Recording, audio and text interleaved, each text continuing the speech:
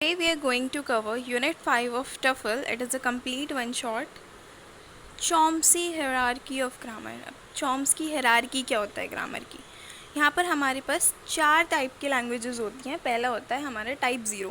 Type 0 को हम बोलते हैं अनरिस्ट्रिक्टेड ग्रामर. अनरिस्ट्रिक्टेड ग्रामर हमारी किस चीज़ से सॉल्व होती है? ट्यूरिंग मशीन से सॉल्व होती है, जो हम इस चैप्टर में पढ़ेंगे. यूनिट 5 में हम पढ़ेंगे कि ट्यूरिंग मशीन होता क्या है. नेक्स्ट आता है हमारा टाइप 1. टाइप 1 में होता है हमारा कॉन्टेक्स्ट सेंसिटिव लैंग्वेजेस, जो कि हम लीनियर बाउंड ऑटोमेटा से सॉल्व करते हैं, और लीनियर बाउंड ऑटोमेटा भी हम इसी यूनिट में पढ़ेंगे. टाइप 2 आता है हमारा context free grammar. Context free grammar हमने ऑलरेडी 3rd-4th यूनिट में पढ़ा है, और हम इसे पुश डाउन ऑटोमेटा से सॉल्व करते हैं. Next is finite automata. Finite automata हम रेगुलर ग्रामर की हेल्प से सॉल्व करते हैं, और ये हमारा 1st और 2nd यूनिट में हमने फाइनाइट ऑटोमेटा के बारे में पढ़ा था. तो हमें चॉम्स्की हायरार्की कैसे डिफाइन करनी है, पहले ये डायग्राम बनाना है. देन हम टाइप 0 से स्टार्ट करेंगे. टाइप 0 में हम लिखेंगे कि भाई ये अनरिस्ट्रिक्टेड ग्रामर होती है, ट्यूरिंग मशीन से सॉल्व होती है. देन यहाँ पर इस यूनिट में हम पढ़ेंगे ट्यूरिंग मशीन के tuples. Then we have to describe all the tuples of Turing machine. After that ऐसी कॉन्टेक्स्ट सेंसिटिव लैंग्वेज टाइप 1 होती है, लीनियर बाउंड ऑटोमेटा से सॉल्व होती है, उसके सारे टपल्स को डिस्क्राइब करना है. सिमिलर वे में हमें कॉन्टेक्स्ट फ्री ग्रामर बतानी है कि ये टाइप 2 होती है, पुश डाउन ऑटोमेटा से सॉल्व होती है. देन पीडीए के सारे टपल्स हमें लिखने हैं. After that type 3 grammar finite automata से सॉल्व होती है. रेगुलर ग्रामर जो भी होती है हमें उस सबके टपल्स लिखने हैं. आफ्टर दैट हमारा 1-2 पेज आराम से कवर हो जाएंगे. अगर हमें फिर भी लग रहा है कि भाई पॉइंट्स कम हैं, तो हम लिखेंगे टाइप 0 में कोई रिस्ट्रिक्शन नहीं होता. LHS जो होती है हमारी, उसमें कम से कम जो हमारे लेफ़्ट हैंड साइड होता है वहाँ पर एक नॉन टर्मिनल होना चाहिए, एक सिंगल नॉन टर्मिनल होना चाहिए. और RHS हमारा LHS से बड़ा होना चाहिए. और अब हमारा आ जाता है भाई ये ट्यूरिंग मशीन है क्या. ट्यूरिंग मशीन हमारी एक ऐसी मशीन है जहाँ पर हमारे पास इनपुट टेप होती है, लेकिन इनपुट टेप हमारी इनफाइनाइट होती है. हम यहाँ पर भी कितने भी एलिमेंट्स आ सकते हैं, इधर भी कितने भी एलिमेंट्स आ सकते हैं. दूसरा, यहाँ पर हमारा रीड राइट हेड होता है. हमारा ये हेडर इधर भी रीड कर सकता है, इस डायरेक्शन में भी रीड कर सकता है, किसी भी डायरेक्शन में रीड कर सकता है. और जो हमारा फाइनाइट कंट्रोल होता है वो क्या करता है, हमारा जितने भी ट्रांजिशन फंक्शंस होते हैं उसे कंट्रोल करता है. ओके, तो नाउ ट्यूरिंग मशीन हमारी इन्वेंट करी थी एलन ट्यूरिंग ने 1936 में. और ये किस लिए यूज़ होती है, रिकर्सिव एन्यूमरेबल लैंग्वेजेस को एक्सेप्ट करने के लिए.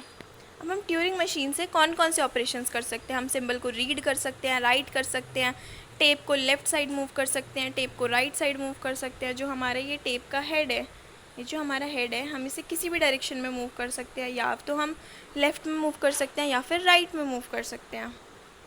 After that component of Turing machine. अब कॉम्पोनेंट्स क्या क्या होते हैं हमारे ट्यूरिंग मशीन के. पहला आता है हमारा टेप. टेप क्या है, हमारी एक 2-वे इनफाइनाइट टेप है. हमारे पास यहाँ से भी इनफाइनाइट है और यहाँ से भी इनफाइनाइट है. तो टेप हमारी एक 2-वे इनफाइनाइट टेप है, जो कि सेल्स में डिवाइड है. हर एक सेल में हम एक सिंबल को रख सकते हैं. अब इसका पर्पस क्या है, ये हमारी मशीन की मेमोरी की तरह एक्ट करती है. हम क्योंकि सारे इसमें सिम्बल्स रखते हैं, हमारी रीडिंग राइटिंग इन सिम्बल्स की हेल्प से होती है, तो ये मशीन की एक मेमोरी होती है. Next tape head. Tape head में क्या होता है, हमारा रीड और राइट हेड होता है. ये हमारा टेप के अलॉन्ग मूव करता है. हमें जैसे ही रीड करना होता है, हमारे उस अकॉर्डिंग ये हमारे जो भी सिंबल्स हमें रीड करना होता है उस अकॉर्डिंग ये हमारा मूव करता है. जो भी हमें सिंबल राइट करना होता है उस अकॉर्डिंग ये हमारा लेफ़्ट राइट मूव करता है. इसका पर्पस क्या है कि हमें टेप के साथ इंटरेक्शन करवाना. अगर हमें कुछ सिंबल रीड करना है या फिर कोई सिंबल राइट करके अपडेट करना है, तो हम टेप हेड की हेल्प से कर सकते हैं. ना फाइनाइट कंट्रोल. फाइनाइट कंट्रोल हमारे सारे ट्रांजिशंस को कंट्रोल करता है. जो भी हमारे डिसीजंस होते हैं कि भाई ये वाला प्रोडक्शन हमारे इस ट्रांजिशन में जाएगा, ऐसे ट्रांजिट होगा, वो सारी चीज़ें हमारे फाइनाइट कंट्रोल के हाथ में होती हैं. अब हमारे यहाँ पर ट्यूरिंग मशीन पर 7 टपल्स होते हैं. वो 7 टपल्स क्या क्या होते हैं. पहला होता है हमारा क्यू. क्यू में होता है हमारा फाइनाइट सेट ऑफ स्टेट्स. जितनी भी हमारी स्टेट्स होती हैं वो क्यू के अंदर आती हैं. Next sigma. सिग्मा में क्या होता है, हमारा finite sets of input symbol. हमारे सारे इनपुट सिंबल्स जो हैं वो सिग्मा में आते हैं. नेक्स्ट यहाँ पर हमारे पास एक और सिंबल है. It is consist of complete set of tape symbol. जितने भी हमारे टेप सिंबल आते हैं वो इस वाले सिंबल में आते हैं. नेक्स्ट वी हैव इस ट्रांजिशन फंक्शन. ट्रांजिशन फंक्शन में जितना भी हमारे ट्रांजिशन हो रहे होते हैं लेफ़्ट राइट, वो सारे हमारे ट्रांजिशन फंक्शंस में आते हैं. क्यू नॉट हमारा स्टार्ट स्टेट है, यहाँ पर हमारी एक ब्लैंक स्टेट भी होती है, उसे हम बी से डिनोट करते हैं। Then after that we have F. F क्या है, हमारा सेट ऑफ फाइनल स्टेट, जो भी हमारी फाइनल स्टेट होगी उसे हम एफ बोलेंगे। अब हमें ट्यूरिंग मशीन बनानी है, a raise to the power n, b raise to the power n. अब यहाँ पर हम पहले इसकी स्ट्रिंग्स बनाएंगे। अब इसकी स्ट्रिंग्स क्या है कि मतलब ये ग्रेटर देन इक्वल्स टू 1 है, तो मतलब यहाँ पर ए बी हमारी स्ट्रिंग्स क्या बनेंगी, ए बी अगर एन की वैल्यू 2 हो गई तो डबल बी, एन की वैल्यू 3 हो गई तो ट्रिपल बी।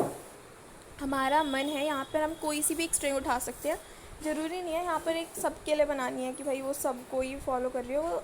हमें कोई भी एक स्ट्रिंग उठाएंगे, उस एक स्ट्रिंग की रेफरेंस से हम अपनी पूरी मशीन डिज़ाइन कर सकते हैं और वो हमारी मशीन पूरे एल्गो को फॉलो करेगी फिर। तो हम यहाँ पर थर्ड वाली, बेसिकली हम थर्ड स्ट्रिंग लेते हैं, जो भी हम जनरेट करते हैं उसमें से थर्ड स्ट्रिंग लेते हैं, तो हमने यहाँ पर थर्ड स्ट्रिंग ली। अब हम क्या कर रहे हैं, हमने लिया ए, हम क्या कर रहे हैं कि ए को एक्स से रिप्लेस कर दो और राइट साइड मूव करो। जैसे ही हमारा ए आए, जब हमारा रीडिंग ऑपरेशन परफॉर्म हो, तो ए को हम रिप्लेस कर दें, एक्स कर दें की जगह। ए को हमने एक्स से रिप्लेस करा और राइट साइड मूव हो गए। ठीक है, हमने ए को रिप्लेस करा एक्स से, राइट साइड मूव हो गए। अब हमें यहाँ राइट साइड चलते जाना है, लेकिन उसके बाद हमारा फिर से ए आएगा, हमारा फिर से आएगा। तो यहाँ पर हम क्या करेंगे कि एक बार ए आया, हमने एक्स से रिप्लेस कर दिया और राइट साइड मूव करा, लेकिन अब हम राइट साइड मूव कर रहे हैं, हमारा दोबारा ए एनकाउंटर करेगा, तो दोबारा ए आया तो हमें ए ही रहने देना है और राइट साइड मूव करते रहना है। ठीक है, हम ए ही रहने दे रहे हैं और राइट साइड मूव कर रहे हैं। देन उसके बाद आता है हमारा बी। जैसे ही हमारा फर्स्ट बी आया, अब हमें फर्स्ट बी को करना है वाई। तो यहाँ पर जैसे ही हमारा बी आया, हमने उसे वाई से रिप्लेस करना है। अब हमने फर्स्ट ए को रिप्लेस करा था, देन उसके बाद हम फर्स्ट बी को ढूंढ रहे थे रिप्लेस करने के लिए। फर्स्ट ए को एक्स से रिप्लेस करने के बाद हमने बाकी ए को ए छोड़ दिया था, और उसके बाद बी को हम वाई से रिप्लेस करेंगे। बी को हमने कर दिया वाई से रिप्लेस। अब बी को वाई से रिप्लेस कर दिया तो आगे तो बी है, हमें फिर से सेकेंड ए चाहिए। सेकेंड ए के लिए हम यहाँ से लेफ़्ट मुड़ेंगे। अब यहाँ से हम जैसे ही लेफ़्ट साइड चलेंगे, लेफ़्ट साइड जाने के बाद हमारे पास फिर से ए आएगा, क्योंकि यहाँ से वो यहाँ आएगा पहले। तो हम क्या करेंगे, ए है, ए को ए ही रहने दो और लेफ़्ट साइड मूव करो। अब यहाँ से लेफ़्ट साइड मूव करा। अब जो भी हमारा जितने भी ए आते रहेंगे वो लेफ़्ट साइड मूव करते रहेंगे। उसके बाद हम क्या करेंगे, जैसे ही हमारा एक्स आ जाता है, जैसे ही हम ऐसे लेफ़्ट साइड मूव करते रहते हैं, जैसे ही हमारा एक्स आ जाता है, हम क्योंकि यहाँ से हम लेफ़्ट साइड मूव कर रहे हैं, जैसे ही हमारा अब ये ए को हमने एक्स से रिप्लेस करा था, उस एक्स को हम एक्स ही रहने देंगे और हम राइट साइड मूव करेंगे। अब जैसे ही हम यहाँ तक पहुँच गए, उसके बाद राइट साइड मूव करेंगे, फिर यहाँ से हमारा फिर से ये लूप चालू हो जाएगा कि भाई ए आया तो ए को एक्स से रिप्लेस करो, देन ए आया तो ए को ए ही रहने दो, बी आया तो। लेकिन अब यहाँ पर फिर से हमारा बी आ जाएगा। फिर से अभी हमने बी को वाई से रिप्लेस कर दिया था, लेकिन हमने तो ये देखा है कि भाई बी को वाई से रिप्लेस कर रहे हैं, तो हम यहाँ पर एक और लूप लगाएंगे कि जो वाई है उसे वाई रहने दो और राइट साइड मूव करो। जैसे हम राइट साइड मूव करेंगे, नेक्स्ट बी आएगा, बी को हम वाई से रिप्लेस कर देंगे और एल आ जाएगा। सिमिलर वे में हमारे पूरा लूप चलता रहेगा। जैसे ही हमारे ये पूरा लूप चलेगा, एक ऐसी स्टेट आएगी कि ये सारे हमारे एक्स एक्स एक्स हो गए होंगे और ये सारे हमारे वाई वाई वाई हो गए होंगे। जैसे ही हमारा ये वाई यहाँ तक, ये हमारा वाई में कन्वर्ट हो गया होगा, तो इस वी को हम क्या करेंगे, ये जो हमारा वाई है इसे वाई ही रहने देंगे और राइट साइड मूव करेंगे। जैसे ही हमने इसे राइट साइड मूव करा, हमारे पास क्या आ जाएगा, ब्लैंक आ जाएगा। अब हम एक फॉर लूप लगाएंगे कि भाई वाई वाई आता रहे, ये तो हमारा इनफाइनाइट टाइम्स हो सकता है। अब जब जैसे ही हमारा ब्लैंक आता रहेगा, हम राइट साइड चेक करेंगे कि भाई आगे ब्लैंक ही है, ठीक है, तो हम फाइनल स्टेट पर पहुंच चुके हैं। सिमिलर वे में ऐसे ही हमारा a raise to the power n, b raise to the power n, c raise to the power n है। यहाँ पर हम पहले क्या करेंगे, ए को एक्स से रिप्लेस करेंगे। ए को हमने एक्स से रिप्लेस करा, देन हम सारे ए को ए ही रहने देंगे। फिर हम फर्स्ट बी को वाई से रिप्लेस करेंगे, फिर हम सारे बी को बी रहने देंगे। हम सी को जेड से रिप्लेस करेंगे। अब सी को जेड से रिप्लेस कर दिया तो हम लेफ़्ट साइड मूव करेंगे। जैसे ही हम लेफ़्ट साइड मूव करेंगे, हमारा बी एनकाउंटर होगा। बी एनकाउंटर होगा तो हम क्या करेंगे, बी को बी रहने देते हैं और बी को बी रहने देते हैं और लेफ़्ट साइड मूव करते हैं। अब बी को बी रहने देंगे, लेफ़्ट साइड मूव करेंगे, हमारे पास फिर वाई आ जाएगा जो हमने वाई रिप्लेस करा, तो वाई को भी वाई रहने देंगे। हम वाई को वाई रहने देंगे और लेफ़्ट साइड मूव करेंगे। फिर हमारा ए आएगा, ए को ए रहने देंगे, लेफ़्ट साइड मूव करेंगे। सिमिलर वे में हमारे पास एक ऐसी स्टेट आएगी कि हमारा ये एक्स तक पहुंच जाएगा। तो जैसे ही हमारा एक्स एक्स रहेगा, एक्स को एक्स रहने देंगे और राइट साइड मूव करेंगे। देन अगैन दूसरा एक्स को ए, दूसरा ए हमारा एक्स हो जाएगा, अगैन ए एनकाउंटर करेगा, ए को ए रहने देंगे, राइट साइड मूव करेंगे। देन यहाँ पर हमारा पहला वी जो है वो वाई में कन्वर्ट हो चुका है, तो हम उस वाई को वाई रहने देंगे और राइट साइड मूव करेंगे। देन फिर जो दूसरा वाई बी होगा, हम उसे वाई में कन्वर्ट करेंगे और राइट साइड मूव करेंगे। सिमिलर वे में हमारा अब जेड एनकाउंटर करेगा, जेड को हम जेड रहने देंगे और राइट साइड मूव करेंगे। जैसे ही हम जेड को जेड रहने देंगे, राइट साइड मूव करेंगे, दूसरा सी आएगा, उसे हम जेड जेड में कन्वर्ट कर देंगे। देन अगैन हम लेफ्ट साइड मूव करेंगे। अब लेफ्ट साइड मूव करेंगे तो हमारा एक सी जो हमने जेड में कन्वर्ट करा था वो जेड, उसे जेड रहने देंगे, जेड से जेड रहने देंगे और हम उसे लेफ़्ट साइड मूव करेंगे। ऐसे करके जब हमारी सारी स्टेट्स ख़त्म हो जाएंगी तो लास्ट में हमारे पास एक स्टेट आएगी कि हमारा जो वाई है वो वाई हो गया और जितने भी हमारी जेड है वो सी हमारे वो जेड में कन्वर्ट हो गए।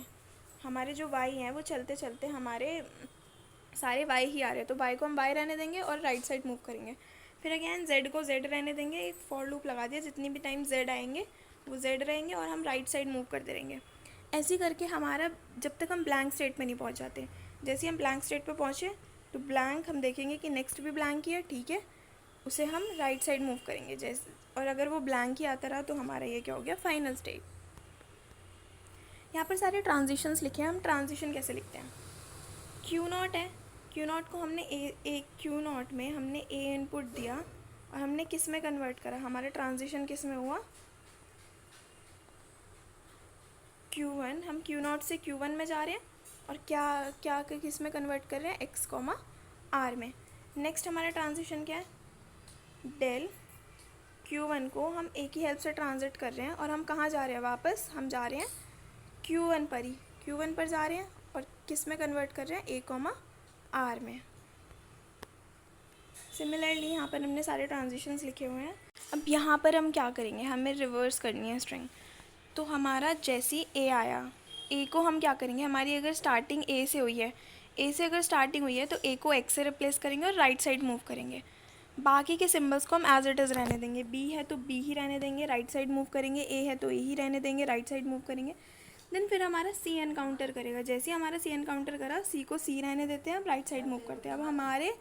अब हमारी ये स्ट्रिंग्स होने लग जाएंगी रिवर्स। जैसे हमारी स्ट्रिंग रिवर्स होने लग जाएंगी तो ए को हम क्या करेंगे, जैसे हमारा पहला ए एनकाउंटर करेगा, अगर वो ए से स्टार्ट हुआ है तो ए ही एनकाउंटर करेगा, ए से स्टार्ट हुआ है तो हम ए को एक्स से रिप्लेस कर देंगे और लेफ़्ट साइड मूव करेंगे। जैसे हम लेफ़्ट साइड मूव करेंगे हमारे पास फिर से सी आएगा तो हमें लेफ़्ट साइड मूव करना है।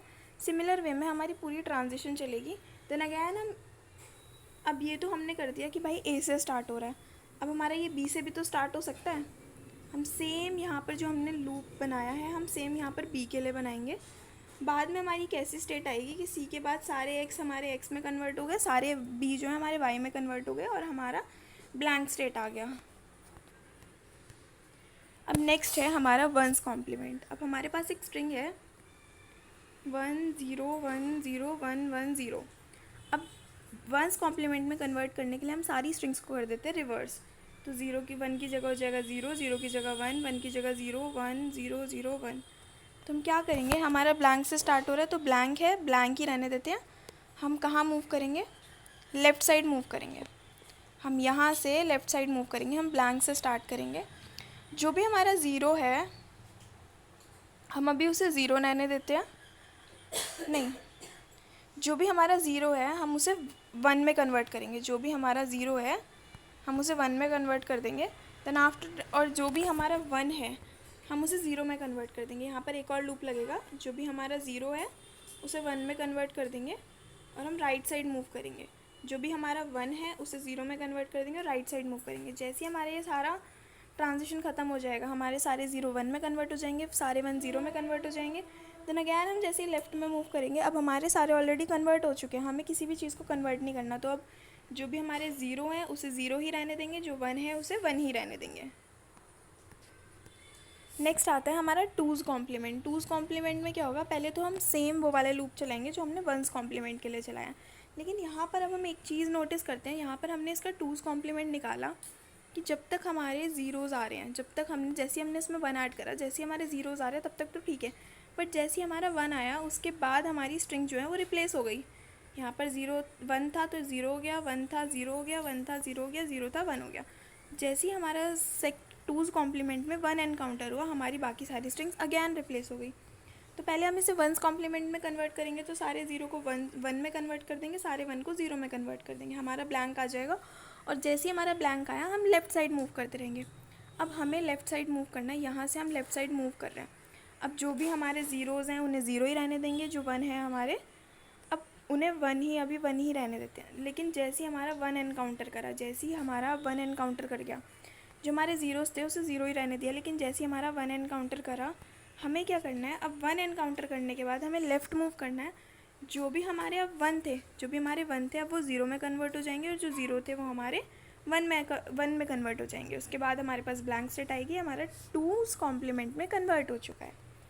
नेक्स्ट आता है हमारे पास एडर। अब एडर का डायग्राम कैसे बनाएंगे। हमारा एडर जो होता है, यहाँ पर हमारे पास 4 स्ट्रिंग्स हैं, तो हमें ना 4 ज़ीरो से रिप्रेजेंट कर रहे हैं। मान लो हमें x और y को ऐड करना है। x हमारा क्या है 4 और y हमारा क्या है 2, तो हमें 4 और 2 को ऐड करना है। तो हम इन्हें डिफ्रेंशिएट कैसे करेंगे कि ये पहली स्ट्रिंग है और ये दूसरी स्ट्रिंग है, तो हम ब्लैंक सिंबल की हेल्प से इन्हें डिफ्रेंशिएट करते हैं। तो हम क्या करेंगे, सारे ज़ीरोज़ को एंटर करेंगे, 0 0, देन राइट साइड मूव करेंगे। फिर उसके बाद हमारे पास आ जाएगा ब्लैंक सिंबल, ब्लैंक आएगा, देन ब्लैंक के बाद हम 0 पे जाएंगे। फिर उसके बाद अगैन हमारे सारे ज़ीरोज़ को 0 रहने देंगे। फिर ब्लैंक हमारा, फिर हम जैसे ही हमारा ब्लैंक एनकाउंटर होगा, हम लेफ़्ट साइड मूव करने लग जाएंगे। जैसे हम लेफ़्ट साइड मूव करेंगे, सारे ज़ीरो को ब्लैंक कर देंगे और हमारा जो ऑपरेशन होगा एडर, वो परफॉर्म हो जाएगा। Now modification of Turing machine. Turing machine में क्या क्या मॉडिफिकेशन करे गए हैं। Multi tape Turing machine. अब हमारे पास मल्टीपल टेप ट्यूरिंग मशीन आ चुकी है कि अभी तो जो हमने ऊपर ट्यूरिंग मशीन देखी थी उसमें एक ही टेप थी, उसकी लेंथ इनफाइनाइट थी, लेकिन वो एक ही टेप थी। तो हमारे पास ट्यूरिंग मशीन आ चुकी हैं जो नई नई मॉडिफिकेशन हुई है ट्यूरिंग मशीन में, उसमें मल्टीपल टेप्स अवेलेबल हैं। दूसरा हमारे पास स्टे ऑप्शन है। अभी हमारे पास सिर्फ ऑप्शन थे कि हम हेडर को लेफ़्ट साइड मूव कर सकते हैं, राइट साइड मूव कर सकते हैं, बट यहाँ पर हमारे पास स्टे का भी ऑप्शन है। नेक्स्ट आता है हमारा multi dimensional Turing machine. Multi dimensional Turing machine में क्या है कि हमारे पास अभी हम लेफ़्ट और राइट मूव कर रहे थे, लेकिन यहाँ पर left right up and down भी मूव कर सकते हैं। Turing machine with one way infinite tape, मतलब अभी हमारी जो टेप थी वो दोनों तरफ से इनफाइनाइट थी, लेकिन हमारे पास ऐसी ट्यूरिंग मशीन भी आ चुकी है जो सिर्फ वन वे इनफाइनाइट है, मतलब एक तरफ से उसकी लेंथ बाउंडेड है, दूसरी तरफ से इनफाइनाइट है। Multi read write head points, मतलब अभी तक हमारे पास एक ही रीड राइट हेडर था, अब हमारे पास मल्टीपल रीड राइट हेडर हैं, मल्टीपल हेड्स हैं। ऑफलाइन ट्यूरिंग मशीन्स हैं जिनका इनपुट चेंज नहीं हो सकता। नेक्स्ट हमारे पास है जंपिंग ट्यूरिंग मशीन, जहाँ पर where the tape head on jump.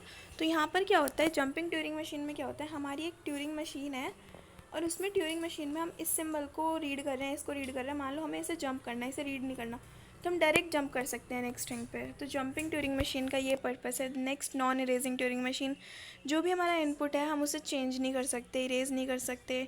Always writing Turing machine में हम हमेशा लिखते रहेंगे। यूनिवर्सल ट्यूरिंग मशीन हमारी क्या होती है, जिसमें हमारे सारे ऑपरेशंस परफॉर्म हो सकते हैं। Non deterministic Turing machine, Turing machine without writing capacity, मतलब जिसमें राइटिंग की कैपेसिटी नहीं है। Turing machine with finite tape, अभी हमने देखा ट्यूरिंग मशीन की इनफाइनाइट टेप थी, देन सेमी इनफाइनाइट टेप हो गई, लेकिन ट्यूरिंग मशीन फाइनाइट टेप में भी अवेलेबल है। ट्यूरिंग मशीन को हम स्टैक की हेल्प से भी यूज़ कर सकते हैं। ट्यूरिंग मशीन ऐसी भी हमारी डेवलप हो गई है। Next Turing machine with input size, linear bound automata. तो हमारे पास बहुत सारे मॉडिफिकेशंस हो चुके हैं ट्यूरिंग मशीन में अब, लेकिन इतने सारे मॉडिफिकेशंस होने के बाद भी हमारी ट्यूरिंग मशीन कोई ऐसी, इनमें से कोई ऐसी ट्यूरिंग मशीन नहीं है जो भाई इतने सारे मॉडिफिकेशन के बाद स्ट्रॉन्ग हो चुकी है। जो हमारी बेसिक ट्यूरिंग मशीन थी और ये वाली ट्यूरिंग मशीन है, इनके पावर्स हमेशा सेम ही रहेंगे। कोई ज़्यादा पावरफुल, इतने सारे चेंजेस करने के बाद भी हम कोई ज़्यादा पावरफुल ट्यूरिंग मशीन नहीं डेवलप कर पाए हैं। अब नेक्स्ट आता है हमारे पास universal Turing machine. Universal Turing machine का हमारा मोटिव क्या था, हमारा मोटिव था कि जितनी भी हमारी प्रॉब्लम्स हैं वो एक ही मशीन में सॉल्व कर सकें।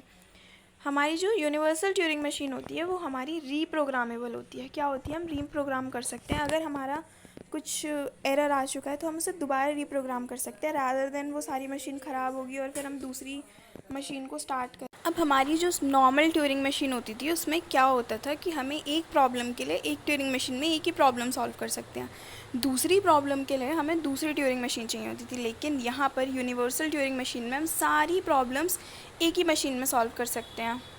पावर जो होती है यूनिवर्सल ट्यूरिंग मशीन की वो हमारी सेम होती है जो कि हमारी स्टैंडर्ड ट्यूरिंग मशीन की होती है, but the only difference is कि वो बहुत ज़्यादा प्रॉब्लम्स को सॉल्व कर सकती है।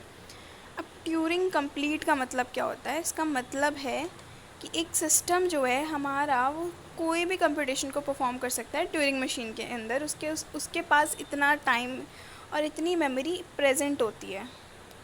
Next is linear bound automata. अब लीनियर बाउंड ऑटोमेटा क्या होता है, जिसमें एक टेप हमारी रिस्ट्रिक्टेड होती है। ट्यूरिंग मशीन में हमारी जो टेप थी वो इनफाइनाइट थी, एक तरफ से दोनों तरफ से इनफाइनाइट थी, वो टू वे इनफाइनाइट टेप थी। बट यहाँ पर एक तरफ से लेंथ हमारी रिस्ट्रिक्टेड होती है और मशीन यहाँ पर हमारी रिकग्नाइज़ करती है कॉन्टेक्स्ट सेंसिटिव लैंग्वेजेस को। जो हमारे लीनियर बाउंड ऑटोमेटा होता है वो हमारा मोर पावरफुल होता है पीडीए से, मतलब जो हमारा पुश डाउन ऑटोमेटा है उससे ज़्यादा पावरफुल होता है, लेकिन ट्यूरिंग मशीन से वो कम पावरफुल होता है। अब हमारे पास लीनियर बाउंड ऑटोमेटा में हमारे पास 8 टपल्स हैं। 8 टपल्स में क्या है, पहला क्यू जो कि हमारे फाइनाइट स्टेट्स हैं, जो सेट ऑफ स्टेट्स होती हैं। नेक्स्ट है हमारा एक्स, एक्स क्या होता है, हमारा टेप का अल्फ़ाबेट। नेक्स्ट है सिग्मा, सिग्मा क्या है, हमारा set of input symbols. Then q naught set of start symbol, जो भी हमारा स्टार्ट सिंबल है वो क्यू नॉट है। देन यहाँ पर हमारे पास 2 मार्कर होते हैं, एक मार्कर होता है हमारा लेफ़्ट और एक मार्कर होता है हमारा राइट। जो लेफ़्ट मार्कर होता है वो लेफ़्ट साइड को मार्क करता है, राइट वाला जो होता है वो हमारा राइट एंड को मार्क करता है। जैसे ट्यूरिंग मशीन में हमारा हेड था लेफ़्ट एंड राइट, यहाँ पर हमारे पास मार्कर्स होते हैं। एक होता है हमारा डेल जिसे हम बोलते हैं transition function. Next is final state F. Now variant of Turing machine. अब हमारे पास बहुत तरह की ट्यूरिंग मशीन है, तो ये वैसे मैंने पोर्शन जो है वो हमने ऑलरेडी ऊपर कंप्लीट कर दिया, बट ये अलग से क्वेश्चन आ जाता है तो मैंने अलग से इसका पोर्शन प्रोवाइड करा हुआ है। मल्टी टेप ट्यूरिंग मशीन, मतलब हमारे पास बहुत सारी टेप्स हैं। अब हम एक टेप में रीड राइटिंग जो परफॉर्म कर रहे थे, हम ज़्यादा टेप की हेल्प से ईजिली उसे जल्दी कवर कर सकते हैं। नेक्स्ट क्या है हमारा non deterministic Turing machine. Non deterministic Turing machine में क्या होता है, मशीन जो है हमारे बहुत सारे एक्शंस को एक साथ परफॉर्म कर सकती है। ये हमारे एनालिसिस वाली थ्योरीज़ में बहुत ज़्यादा यूज़ होता है। नेक्स्ट है हमारा multi dimensional Turing machine. Multi dimensional Turing machine में क्या है कि भाई हमारे पास जो टेप है वो एक 1D की नहीं है, वो हमारे पास 2D टेप है। अब 2D टेप है तो हम बहुत ज़्यादा कॉम्प्लेक्स जो हमारी प्रॉब्लम्स हैं उन्हें सॉल्व कर सकते हैं। ये हमारी ट्यूरिंग मशीन की तरह ही होती है, बट द ओनली डिफरेंसेस यहाँ पर हमारा 1D टेप की जगह 2D टेप आ जाता है। Turing machine with infinite tape in both direction, ये तो हमारी नॉर्मल ट्यूरिंग मशीन की तरह ही है, यहाँ पे सारी प्रॉपर्टीज़ भी उसकी रिजेंबल करेंगी। Next is universal Turing machine. Universal Turing machine के बारे में अभी हमने बहुत लंबा डिस्कशन करा है। Next is quantum Turing machine. Quantum Turing machine क्या करती है, ऑपरेट करती है सारी क्वांटम प्रिंसिपल्स को, और ये बहुत ज़्यादा एफिशिएंट होती है। अब चर्च थीसिस क्या होता है, अब हमारी एलन ट्यूरिंग ने एक ट्यूरिंग मशीन बना दी, तो चर्च थीसिस थ्योरी के अकॉर्डिंग क्या बोलते हैं कि जो भी हमारा कंप्यूटर में जितनी भी हमारी प्रॉब्लम सॉल्व हो सकती हैं या किसी भी डिजिटल डिवाइस से जो भी हमारी प्रॉब्लम सॉल्व हो सकती है वो हमारी ट्यूरिंग मशीन से भी सॉल्व हो सकती हैं। ऐसी कोई प्रॉब्लम आज तक नहीं बनी है, ये प्रूव नहीं है, ये बस एक हमारा हाइपोथेसिस है, मतलब एक थीसिस है कि ये प्रूव भी नहीं है, लेकिन ये हमारा रॉन्ग भी प्रूव नहीं हुआ है आज तक। ये राइट भी प्रूव नहीं हुआ बट रॉन्ग भी प्रूव नहीं हुआ है कि भाई ऐसा नहीं है। बट जितने भी अभी तक एविडेंसेस देखे गए हैं वो इसके फेवर में है। जैसे कि पहले एविडेंस हमारा क्या है कि जितनी भी हमारी डिजिटल डिवाइस में जितनी भी प्रॉब्लम सॉल्व हो सकती हैं वो हमारी सारी ट्यूरिंग मशीन की हेल्प से सॉल्व हो सकती हैं। दूसरा कि आज तक ऐसी कोई भी प्रॉब्लम नहीं बनी है जो हमें बता दे कि भाई जो ट्यूरिंग डिजिटल कंप्यूटर में हो रही है लेकिन ट्यूरिंग मशीन में नहीं हो रही है। This thesis cannot be proven, but it is balanced on the basis of the amount of evidence that supports. No one yet had been able to suggest a problem solvable by the interactively consider an algo for which Turing machine cannot be written. तो आज तक यहाँ पर कोई भी prove नहीं कर पाया, मतलब ऐसी कोई एल्गो नहीं बनी कि जो ट्यूरिंग मशीन से सॉल्व ना हुई हो लेकिन बाकी मशीन से सॉल्व हो रही हो, बाकी डिवाइसेस से सॉल्व हो रही हो। तो कंप्यूटर साइंटिस्ट जो है वो हमारे ये मानते हैं कि भाई जितनी भी ट्यूरिंग मशीन है और जो भी हमारी डिवाइसेस हैं ट्यूरिंग मशीन पे सॉल्व हो रही हैं, जो हमारी डिजिटल कंप्यूटर्स पे सॉल्व हो रही है, वो सब हमारी ट्यूरिंग मशीन पर भी सॉल्व हो सकती हैं। और आज तक कोई भी मॉडल हमारा ट्यूरिंग मशीन से हायर मॉडल नहीं बना है। सबसे पावरफुल मशीन हमारे पास ट्यूरिंग मशीन ही है। नेक्स्ट आता है रिकर्सिवली लैंग्वेज। रिकर्सिव लैंग्वेज क्या होता है, ये हमारा सबसेट होता है रेगुलर एक्सप्रेशंस का। जो हम रेगुलर एक्सप्रेशंस लिखते थे यूनिट 2 में, ये उसका सबसेट होता है। It can be decided by a Turing machine, which means it will enter into the final state for the strings of the language. ये हम यहाँ पे हमारा रिकर्सिव लैंग्वेज किस लिए यूज़ होता है ट्यूरिंग मशीन में, ये इसलिए यूज़ होता है, ये हमें हॉल्ट सिचुएशन देता है। हॉल्ट का मतलब क्या है, हॉल्ट हमें बताता है या हमारी स्ट्रिंग रिजेक्ट हुई है या फिर हमारी स्ट्रिंग एक्सेप्ट हुई है।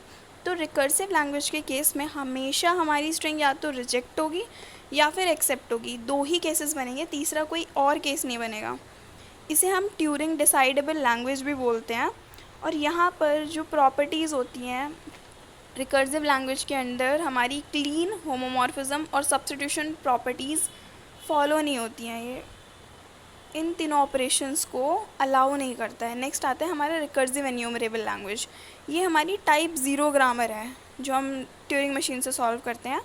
और यहाँ पर हमारी जो हॉल्ट सिचुएशन होती है, जो हमारा रिकर्सिव लैंग्वेज था, रिकर्सिव लैंग्वेज में दो हॉल्ट सिचुएशन आ रही थी। एक तो हमारा आ रहा था, एक तो या तो वो एक्सेप्ट हो रहा था या फिर वो रिजेक्ट हो रहा था।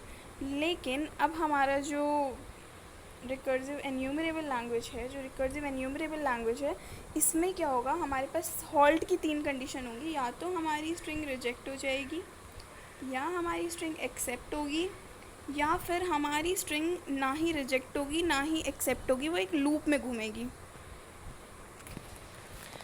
ऐसी ट्यूरिंग मशीन्स को हम बोलते हैं, ऐसी लैंग्वेजेस को हम बोलते हैं ट्यूरिंग रिकॉग्नाइजेबल लैंग्वेज। क्या बोलते हैं? Turing recognisable language. और जो प्रॉपर्टीज़ को ये फॉलो नहीं करता वो है हमारी कॉम्प्लीमेंट और सेट डिफरेंस। नेक्स्ट आता है हॉल्टिंग प्रॉब्लम। अब मैंने अभी आपको हॉल्ट बताया कि भाई हॉल्ट क्या होता है, कि जब हमने ट्रांजिशन करा और हम देख रहे हैं कि हमारी जो स्ट्रिंग है वो या तो एक्सेप्ट होगी या रिजेक्ट होगी, या फिर एक इनफाइनाइट लूप बना लेता है जहाँ पे हम डिसाइड नहीं कर पाते कि वो एक्सेप्ट है या रिजेक्ट है। तो हॉल्टिंग प्रॉब्लम वही होती है जहाँ पर हम डिसाइड नहीं कर पा रहे हैं कि हमारी जो स्ट्रिंग है वो एक्सेप्ट हो गई है या फिर रिजेक्ट हो गई है, क्योंकि वो हमारी बार बार कंटिन्यू एक लूप में फंस गई है और वो बार बार वही घूमे जा रही है। ना ही वो एक्सेप्ट हो रही है, ना ही वो हमारी रिजेक्ट हो रही है, एक लूप में ही घूमे जा रही है। तो ऐसी प्रॉब्लम्स को हम बोलते हैं हॉल्टिंग प्रॉब्लम। तो अगर हमें कोई बोल दे कि भाई एक एल्गो सेट करो कि हॉल्टिंग प्रॉब्लम की एक प्रॉब्लम हमें एग्जांपल बता दो, तो हम क्या बोलेंगे कि ऐसा कोई जनरलाइज्ड एल्गो डिसाइड नहीं हुआ है। हमें हॉल्टिंग प्रॉब्लम तभी पता चलती है जब हम अपनी प्रॉब्लम को कंपाइल करते हैं, रन करते हैं, चेक करते हैं। जब हमारा रन होता है प्रोग्राम, हमें तभी पता चलता है कि वो हॉल्ट हमारा इनफाइनाइट हॉल्ट है या फिर वो रिजेक्ट हुई है या फिर एक्सेप्ट हुई है। हम पहले से इसका कोई प्रॉपर एल्गो नहीं बना के रखते हैं। नेक्स्ट आता है हमारा पीसीपी। पीसीपी क्या है? हमारा post correspondence problem. Post correspondence problem क्या होता है? ये एक बहुत अनडिसाइडेबल प्रॉब्लम है जो कि एमिल लियोन ने बनाई थी 1946 में।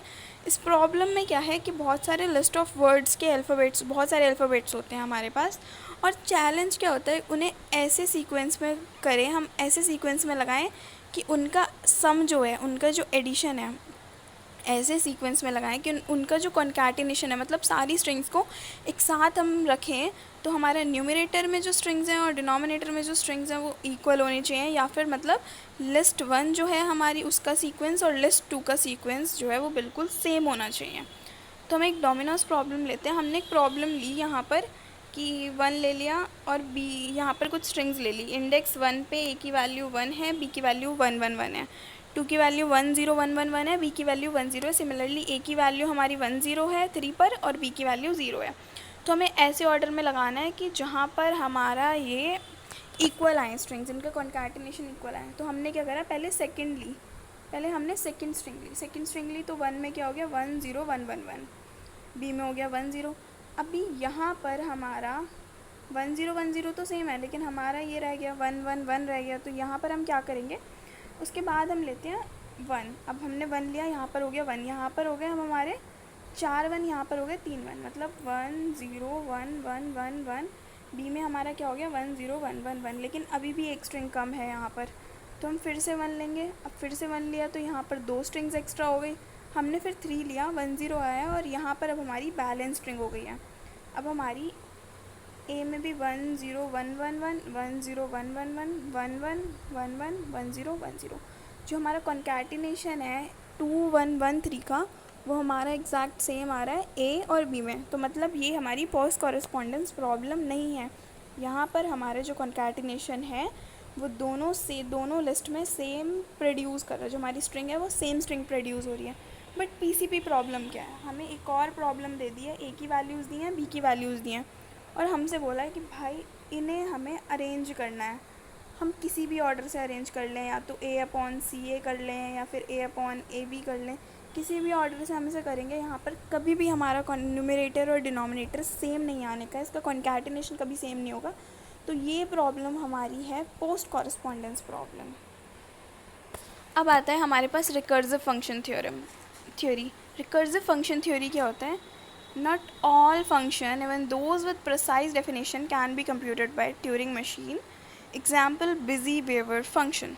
मतलब कि जो सारे फंक्शंस हमारे एकदम प्रिसाइजली ट्यूरिंग मशीन से कंप्यूट नहीं हो सकते हैं। कभी कभी ऐसा होता है कि हमें प्रिसाइज वैल्यू भी दी होती है, लेकिन तब भी ट्यूरिंग मशीन उसे कंप्यूट नहीं कर पाता है। लेकिन वो कंप्यूट कब कर पाएगा?